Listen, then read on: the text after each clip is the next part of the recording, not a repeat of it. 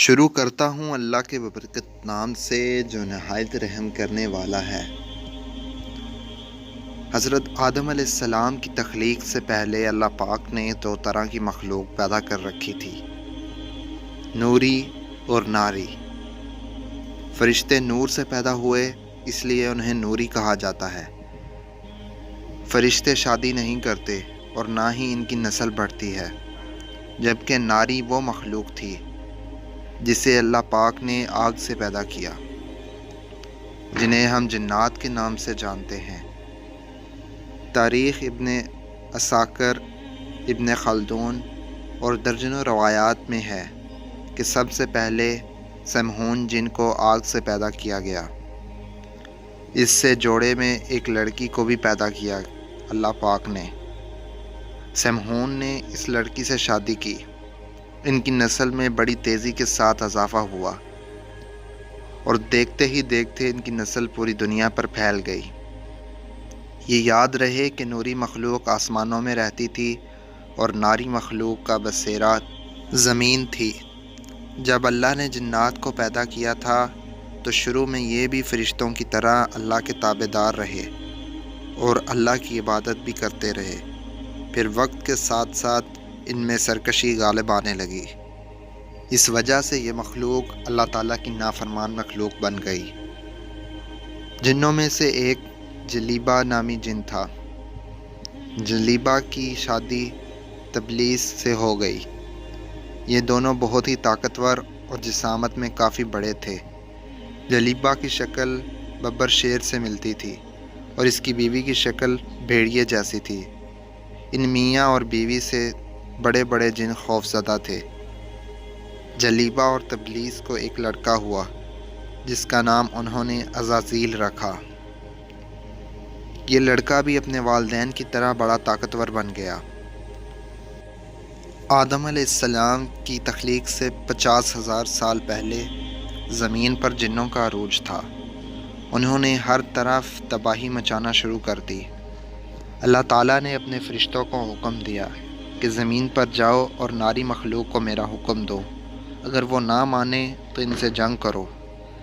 فرشتوں نے جنوں کو اللہ تعالیٰ کا حکم دیا کہ تم زمین پر فتنہ فساد نہ پھیلاؤ، تو ناری مخلوق نے فرشتوں کی بات ماننے سے انکار کر دیا۔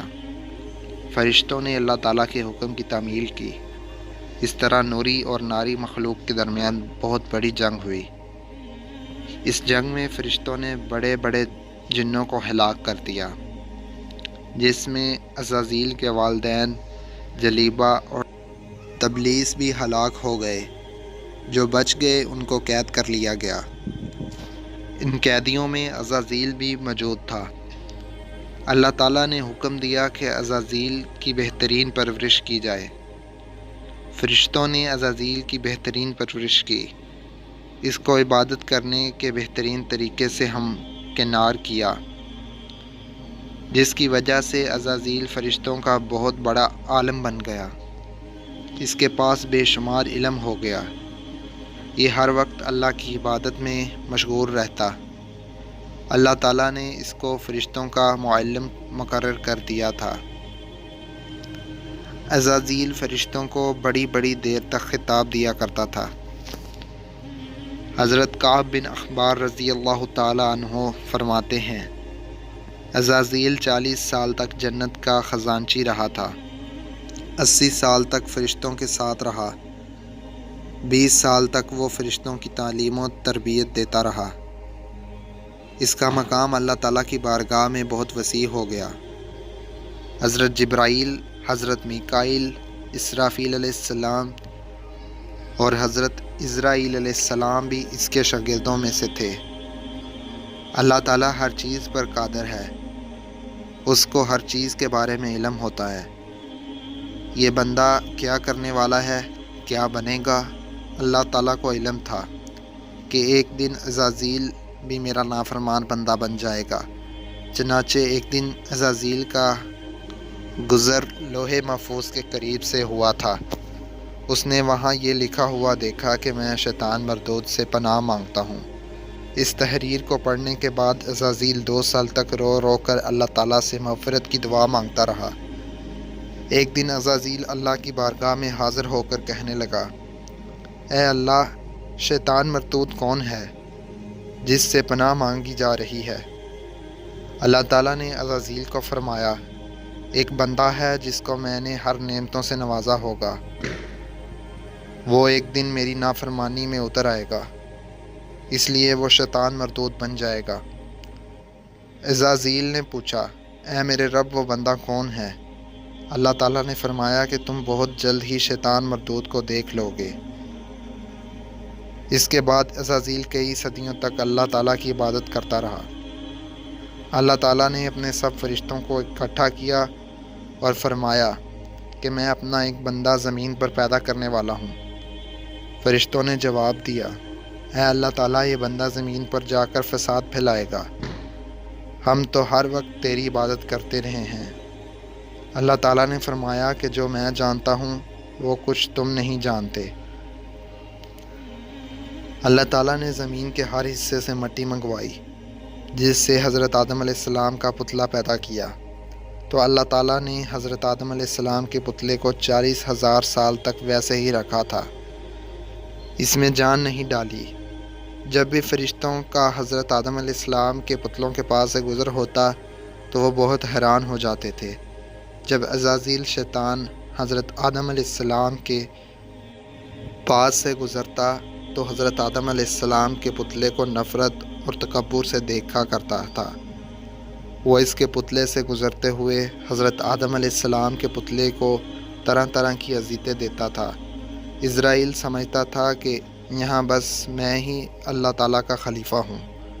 ایک دن اللہ تعالیٰ نے حضرت آدم علیہ السلام کے پتلے میں جان ڈالی، سب فرشتوں کو بلایا اور حکم دیا کہ تم حضرت آدم علیہ السلام کو سجدہ کرو۔ سب نے حضرت آدم علیہ السلام کو سجدہ کیا۔ عزازیل نے سجدہ کرنے سے انکار کر دیا تھا۔ عزازیل کہنے لگا، میں آگ سے بنا ہوں اور حضرت آدم علیہ السلام مٹی سے بنائے گئے، میں تو اس بندے سے افضل ہوں، میں اس کو سجدہ کیسے کر سکتا ہوں؟ یہ بات سنتے ہی اللہ تعالیٰ نے عزازیل کو فرمایا، یہاں سے نکل جا، تو شیطان مردود ہو چکا ہے۔ اللہ تعالیٰ کا حکم سن کر عزازیل کو یقین ہو گیا تھا کہ میں ہی شیطان مردود ہوں۔ جب عزازیل شیطان مردود بن گیا تو اس نے اللہ تعالیٰ سے قیامت تک زندہ رہنے کی مہلت مانگی، تو اللہ تعالیٰ نے اس کو قیامت کے دن تک زندہ رہنے کی مہلت دے دی۔